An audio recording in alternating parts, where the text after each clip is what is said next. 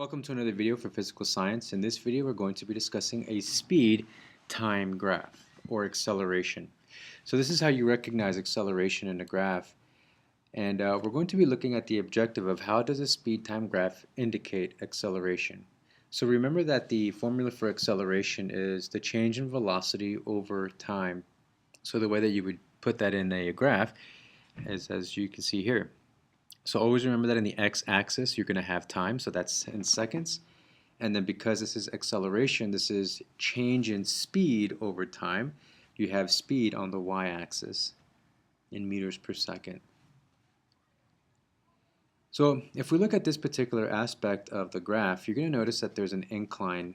There's a slope that's going up, and it's pretty consistent, so that's indicating that our speed is increasing each second. Each interval of time, our speed is increasing. It's going from, at 1 second, it looks like it's about 2 meters per second, and then at 2 seconds, it's at 4 meters per second.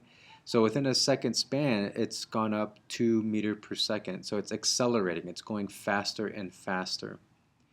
Then if we look at the next increment of time, from 5 seconds to 10 seconds, you notice that there's a flat plane.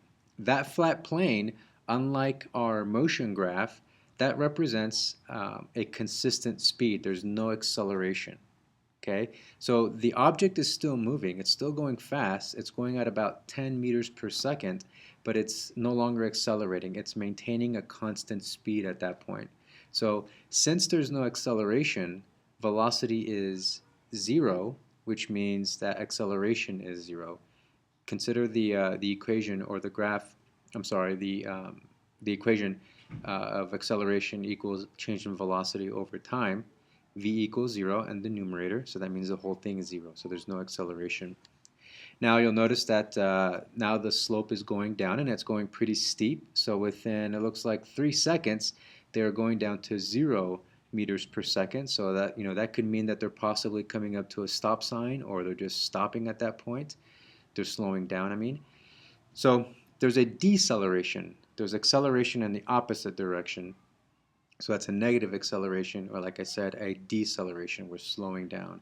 So from point B to point C, we're decelerating. We're going down. Our speed is decreasing at a pretty fast rate.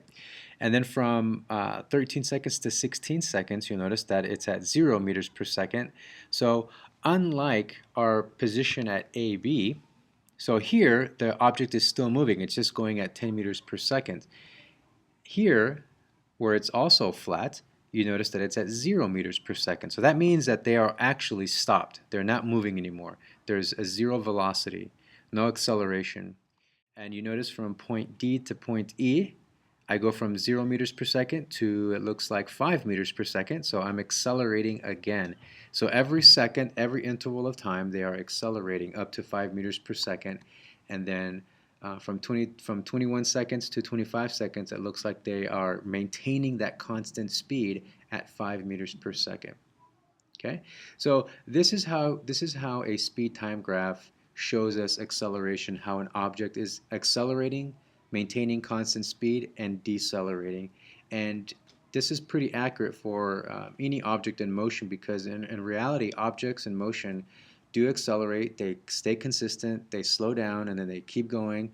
So it varies, and this is a fairly accurate graph of an object in motion, or an object that is how the speed of an object changes throughout a trip.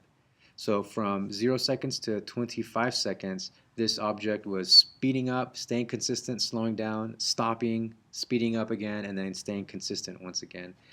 And again, this is a speed time graph showing how you derive acceleration from a speed and time graph.